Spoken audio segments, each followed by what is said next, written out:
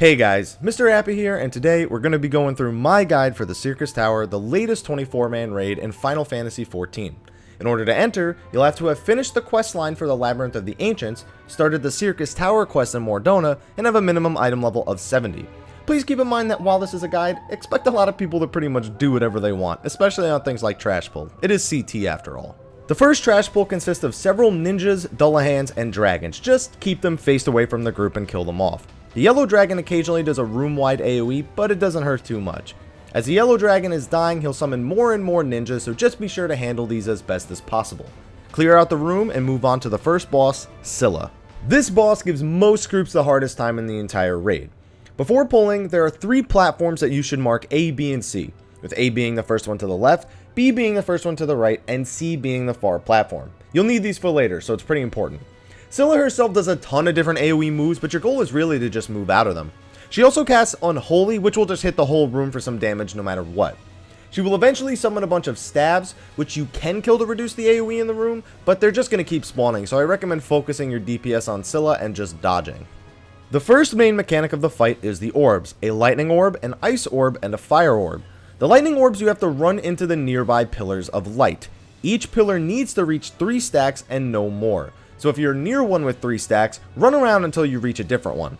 The ice orb will eventually catch up to whoever it's tethered to and freeze them, so try and get frozen closer to the middle of the room.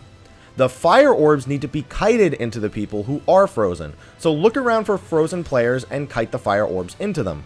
When a fire orb touches a frozen player, it'll unfreeze them, do some damage, but most importantly it leaves one of these puddles on the ground. Whenever Sylla starts casting Ancient Flare, you'll want to stand in a puddle in order to reduce the damage that it does. Keep in mind that if you are frozen by an ice orb while standing on a puddle, it'll not only get rid of the puddle, but freeze everyone on it, so try not to do that. The other main mechanic is Daybreak, which Sylla will begin charging up about halfway through the fight. When it finishes casting, she will petrify everyone in the room and summon several adds. You can prevent the petrification effect by having 3 or 4 people standing on each platform. This is why we mark them A, B, and C. Alliance A goes to A's platform, Alliance B goes to B's platform, and Alliance C goes to C's platform. The reason I only say 3 to 4 people is because the A marker in this video barely has anyone on it, but they still had enough. The adds will still spawn, so just kill the new adds, deal with the fire and ice orbs for the rest of the fight, and finish Sylla off. Don't forget about your limit break. The second set of trash is a bunch of Acherons and Ahrimans. Just have each alliance tank their own set of mobs. The Acherons do AoE quite often, but the Ahriman don't do much. When you kill the last Acheron, a green dragon will spawn. Just have a tank pick them up and face them away from the group. Some Une and Doga clones will start spawning, and they do hit quite hard with their spells, but just kill everything off and move on to the second boss, whom we will call the General. The General isn't nearly as difficult as Sylla, but it can still wipe quite a few groups, so let's get started. Again, mark these sections on the battlefield with A, B, and C, just to the left of each point on the giant triangle of the arena floor. He too has a bunch of AoE moves you'll need to avoid, from spinning saws to giant circles. The first major mechanic you'll have to deal with are clockwork rights. When these start spawning, you'll need to kill them off as quickly as possible. When they spawn, they are immune to damage, and in order to damage them, you have to have a player run into the field that surrounds them. That player will take some damage over time and be unable to act or move, but this will allow other players to begin damaging them. The General will do a giant AoE to signify when the rights will stop spawning. The second big mechanic is the clockwork squires. When these spawn, 3 tethers will spawn on the General. Your goal is to use these squires to remove the tether from him and place them on nearby power sources. Basically, just tank them where you marked A, B, and C and kill them off. This should be the right location. Once this happens, several teleporters will go online, allowing you to jump to the outside of the arena. You need to make sure you're on one of these outside platforms when the boss does his giant AoE.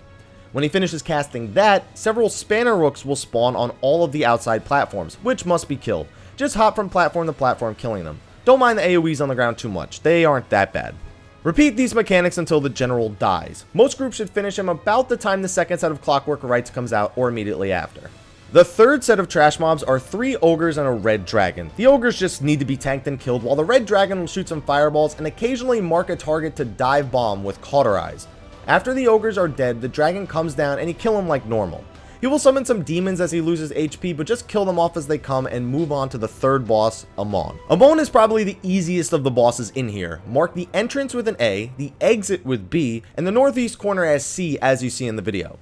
He too does some unavoidable AoEs and AoEs you have to move out of, the usual. Quite often, he will summon several different adds that you'll also need to kill. The slimes, just DPS them before they get to Amon in the middle. For the Cum spawns, whoever gets an orb chasing them needs to run the orb into them in order to make them easier to kill, like so. For the snake spawns, someone will be turned into a frog. Just have them hop away from the snakes while the nearby alliance members kill them off. I know the toads have a move called Toad Breath, but I've never seen anyone actually use it. Eventually, Amon will mark several players with crosshairs before turning them into an ice block. When Amon starts casting Curtain Call, you need to hide behind these ice blocks in order to survive the damage. So do that, just eat or dodge all the AoEs he throws out, deal with the adds, and you're set to go. We're on to the final boss, Zonday. Zonday can be quite a long fight, but there's only a handful of mechanics you need to know about. Mark A, B, and C as seen in the video, as these will be stacking points for a future mechanic. Zonday does a number of AoEs that are both dodgeable and undodgeable at the start of the fight. The first mechanic you really need to deal with is these orbs. When they spawn, at least one person needs to be standing in each of them. For each orb without a player, Zonday's next etherochemical explosion will hit even harder. The second mechanic is the circle phase. Zonday will summon several stonefall circles along the outside of the arena and a starfall circle in the center of the room. Rinse the outside of the arena of all the stonefall circle first, before switching to the starfall circle in the center of the room. You have to destroy these circles before the meteors touch the ground or you're going to die. The final mechanic is Imperium, which is what the marks are for.